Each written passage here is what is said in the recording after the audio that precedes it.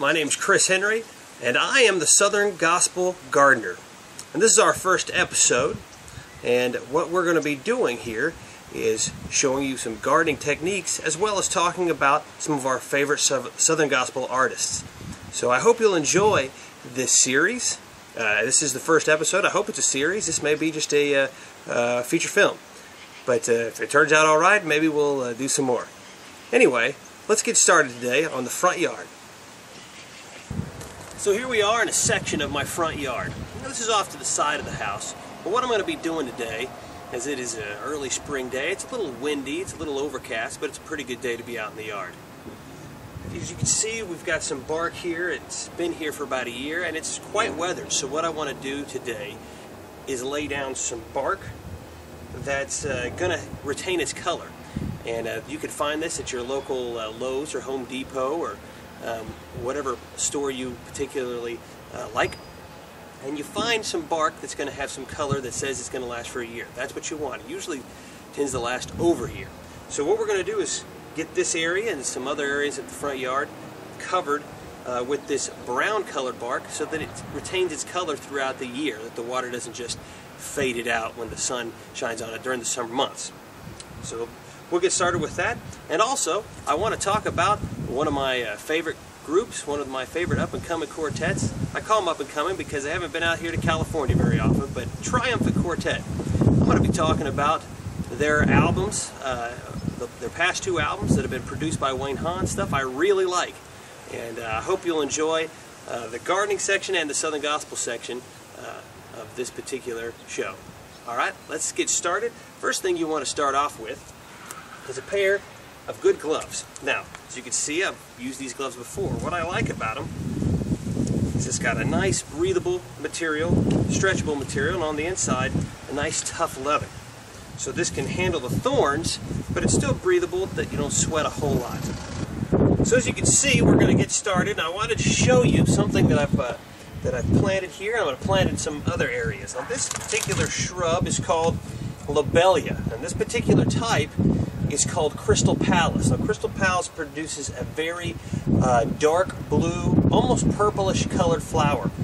You plant it here at the beginning of March, and by April you've got a lot of flowers. Instead of all green, it's all very deep blue. Something that you'll really like. It really goes well as a border, and as you can see, I've already bordered some of this area with it, and we want to take care of that before we put the bark down. We dig under. What's nice about lobelia is you don't have to put any fertilizer. It kind of comes with its own fertilizer in it, and it'll grow really well as long as the ground stays damp. It likes really wet conditions, and if you can keep it wet, it can grow all the way through August, even September. I have seen it before.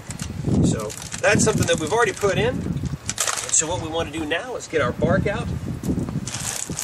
Let's take it. What we want to do is start off, just pour it out. We want to get it out on the ground. Get us a nice good pile so that we can kind of spread it around. Now again, this is where your gloves come in handy because these are wood chips and you will get splinters if you don't wear gloves. And believe me, the splinters on these hurt, so be sure and use gloves. Now, while we're spreading this, I'd like to talk to you about, like I said before, Triumphant Quartet. Now, I really enjoy this quartet. I never got to hear them live until just a few months ago, or I should say a few years ago. They came out to California to what we call the Great Western Fan Festival. We got to hear them for the first time, and then afterwards, we got to see them come to my own church, Richland Faith Assembly of God. They came to this church and we really enjoyed it. Really enjoyed them, and at that time they had an album out called Every Day. Wayne Hahn had produced this album, and I think Wayne Hahn is a great producer. He's produced albums for the Perrys, for Greater Vision, for Legacy 5, for Brian Free and Assurance. He's done some work with Signature Sound and Ernie Haas, but I think his best work has been with Triumphant Quartet. Now, they've produced albums in the past with other producers, but when they got with Wayne Hahn, that's when things really started to change. Their song selection became a lot better. The soundtrack started sounding a whole lot better to really match up with their voices. You know, this is a group that's got a ton of talent in it. And what I always wanted to see is songs and music that would match up with the talent. And I think Wayne Hahn has done that. On Every Day, it's got 10 songs on it, and one that's written by Rodney Griffin that everybody really likes. Amazed at the Change. What a great song that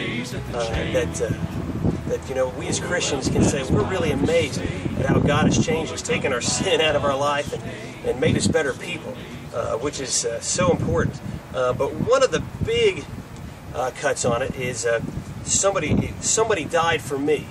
Now this song is sung by the baritone singer. Now he's really the lead singer, but that is Scotty Inman. He does a fantastic job, and it's a song story about a man who went to Iraq, was a troubled youth, went to Iraq, came back, and everything was a lot better in his life. And everybody said, the Army must have whipped you into shape, but he said, that's not the reason I've changed. Somebody died for me. And then in the second verse, it talks about, the rest of the song talks about how, you know, Jesus died for us, and that's the reason we've changed in our lives. And I think that's a fantastic song. So anyway, as you can see, I'm trying to get this spread out. You got to kind of go in between these plants. You don't want to smash them, but you want to get it spread out. You can already see the difference in the color that we're seeing. So let me finish this up, and then we'll take a look at it when I'm done, all right? So as you can see here, there's a lot more color in this whole section, and that's what I wanted. It looked really dead before, where all we had was some dead bark, some faded bark, and now it really looks like it's come to life. We've got some nice brown ground cover here, and I think this will look really good, especially when the crystal palette starts turning blue.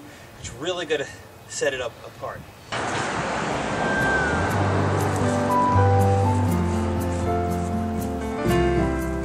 Now, one of the albums that we haven't talked about is Triumphant's newest album. It's called Love Came Calling.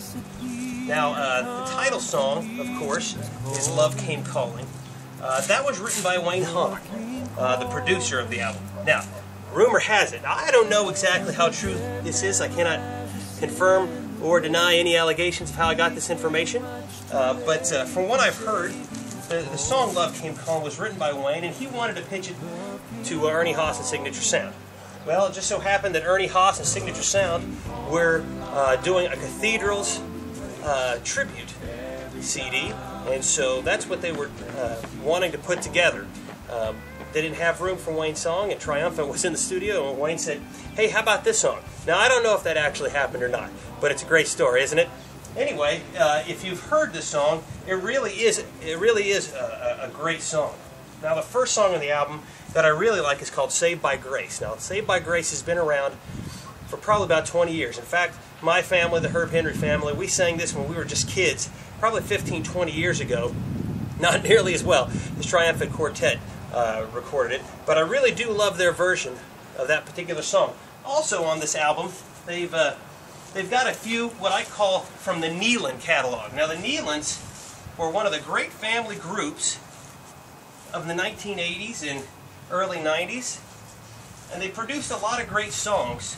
Rex Nealon was just a master picking out songs, and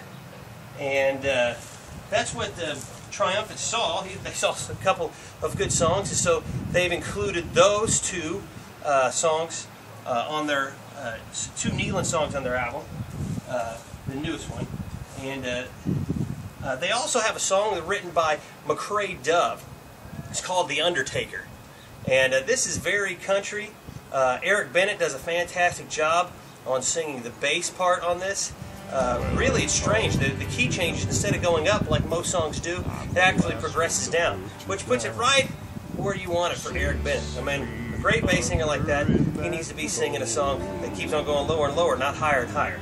And so we really, I know I really enjoy that particular song.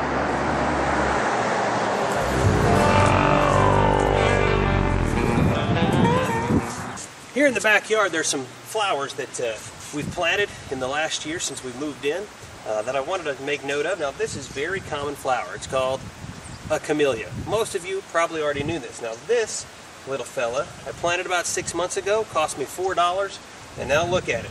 Blooming, beautiful, soon to be big. going to be nice. Well, one of the things that I really enjoyed about Triumphant Quartet when they came to our church, it was so great. Now, my church doesn't fit a whole lot of people.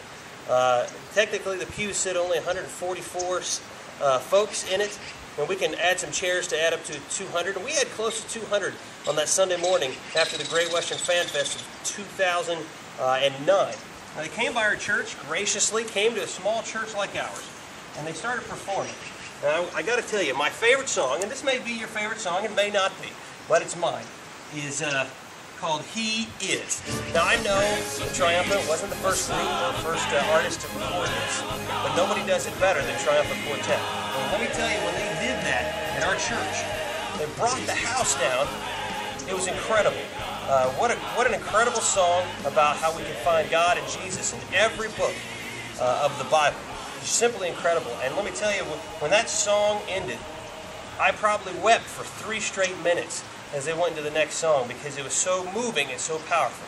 We've put bark in the front yard, we put bark in the backyard, and I think that pretty much finishes it for this particular episode. Well, it doesn't quite finish everything up. One thing that I always say is, take your trash, take these plastic bags, and be sure and put it in the recycling bin. Because let's face it, we've got to hand this world off to the next generation, and boy, I sure would be happy if the Lord came today. But just in case He doesn't, I want to make sure that my kids have a nice world to live in. So throw that plastic in the recycling bin. Let's keep this going. I'm not an environmentalist, but my kids mean a whole lot to me. So let's keep it clean. Let's keep it safe. Thank you for joining us. And you know, speaking of the Lord coming back soon, there's a great song at the end of the Everyday album that Triumphant has. It's called The Day of Our Lord, featuring Clayton Emmett. His power and might, the day of our Lord.